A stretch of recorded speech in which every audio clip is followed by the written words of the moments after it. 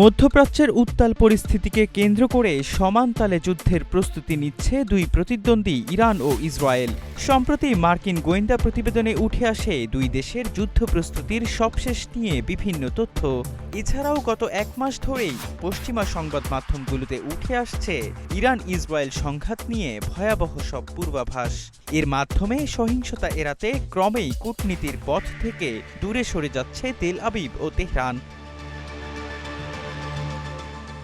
Israeli প্রতিরক্ষা বাহিনীর কর্মকর্তারা আশঙ্কা করছেন, পরবর্তী সংঘাতে ইসরায়েলের আকাশ প্রতিরক্ষা ব্যবস্থা অকার্যকরে একসঙ্গে শত শত ব্যালিস্টিক ক্ষেপণাস্ত্র ছুড়তে পারে ইরান। এমন পরিস্থিতির প্রস্তুতির জন্য ইরান নিজেদের ব্যালিস্টিক ক্ষেপণাস্ত্র উৎপাদন উল্লেখযোগ্যভাবে বাড়িয়েছে এবং হামলার সক্ষমতা পুরোপুরি পুনর্গঠন ও সম্প্রসারণের চেষ্টা করছে।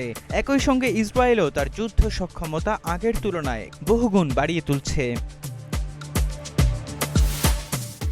নিউ ইয়র্ক টাইমসের এক প্রতিবেদনে বলা হয়, যুক্তরাষ্ট্রের হামলায় ইরানের উচ্চমাত্রায় সমৃদ্ধ ইউরেনিয়ামের সব মজুদ ধ্বংস হয়ে গেলেও ইসরায়েলি কর্মকর্তারা এখনও বিশ্বাস করেন এর কিছু অংশ গোপনে নিরাপদ স্থানে সরিয়ে নিয়েছে তেহরান। ইসরায়েলের দৃষ্টিতে ইরানের পারমাণবিক কর্মসূচি একটি অস্তিত্বগত হুমকি।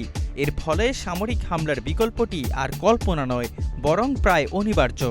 পারফেক্ট ব্লেন্ডের ফ্রেশ মশলা, ভালোবাসার স্বাদ অটুট থাক।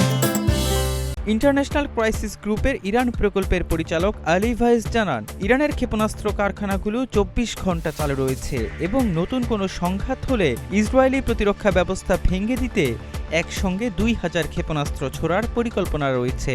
এর আগে গেল জুনে ১২ দিনের যুদ্ধে ৫০০টি ক্ষেপণাস্ত্র ছুড়েছিল তেহরান। ইসরায়েলি সংবাদ মাধ্যমগুলো জানায়, ইরান একদিকে যেমন ক্ষেপণাস্ত্র ভাণ্ডার বাড়াচ্ছে, অন্যদিকে ইরানের পারমাণবিক ও প্রতিরক্ষা স্থাপনাগুলো নিরবিচ্ছিন্নভাবে নজরদারিতে রেখেছে তেল আবিব। ফলে আরেকটি সামরিক সংঘাত এখন কেবল সময়ের ব্যাপার বলে মনে করছেন বিশেষজ্ঞরা।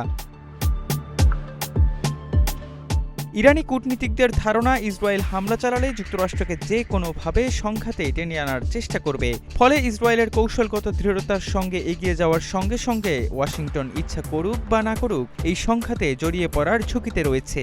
আবার ইরান যদি ইসরায়েলি হামলার প্রতি আরও জোরালোভাবে প্রতিক্রিয়া জানায়, তাহলে যুক্তরাষ্ট্রের সামনে একটি কঠিন বিকল্প থাকবে: হস্তক্ষেপ করা অথবা পরিস্থিতির নিয়ন্ত্রণ হারানো।